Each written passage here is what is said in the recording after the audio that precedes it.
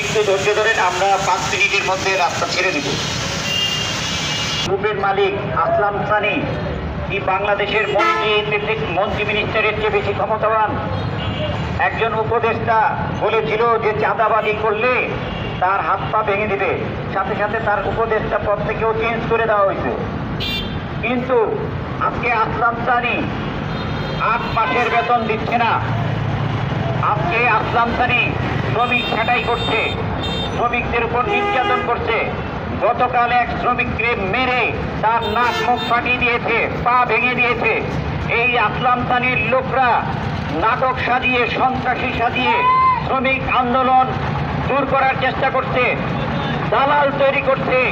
ওই গার্মেন্টসের শ্রমিকদের ওই দালালের মাধ্যমে তারা ওই লে অফ ঘোষণা করে শ্রমিকের অর্ধেক টাকা মেরে দেওয়ার চেষ্টা করছে।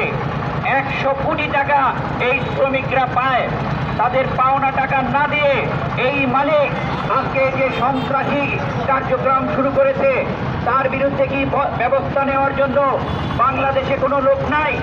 উপদেষ্টারা কি এগুলি দেখছেন না?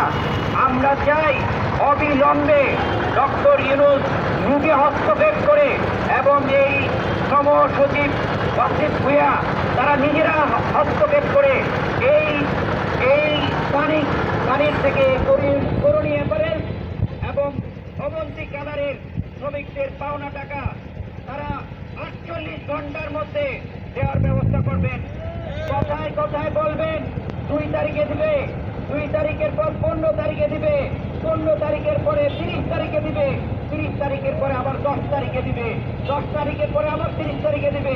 এইসব ইসলামী কথাবার্তা আমরা প্রশাসনের কাছে আশা করি না। আমরা মনে করি এই অবৈধ লে-অফ শ্রমিকরা মানে না, এই অবৈধ লে-অফ মানব না। শ্রমিকদের সম্পূর্ণ টাকা এই 8 মাসের বকেয়া পাওনা সহ 8 মাসের বকেয়া পাওনা সহ সমস্ত আইন অনুযায়ী পাওনা, পে নোটিশের টাকা, গ্র্যাচুইটির টাকা, ছুটির টাকা, সমস্ত টাকা, ঈদ বোনাসের টাকা যা ওই আসলাম সানি চুরি করেছে এই চোরের হাত থেকে এই শ্রমিকের হাতে পৌঁছে দিতে হবে।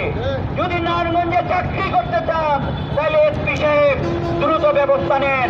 আপনি ওই আসলাম সানিকে গ্রেপ্তার করতে চান না, গ্রেপ্তার করতে পারেন না, আর মনে করেন আপনি এসপি হয়ে বসে আছেন, ওই পোশাক খুলে ফেলতে হবে। করবেন হয় এসপি থাকবেন, নয়তো আসলাম সানিকে গ্রেপ্তার করবেন।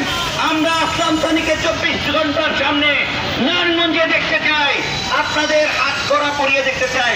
একটা সামান্য পকেট মাংসের হাত করা পরান, একটা সামান্য চোররে পিটান, আর এই আসলাম সানি হাজার হাজার কোটি টাকা দুর্নীতি করে বিদেশে পাচার করছে।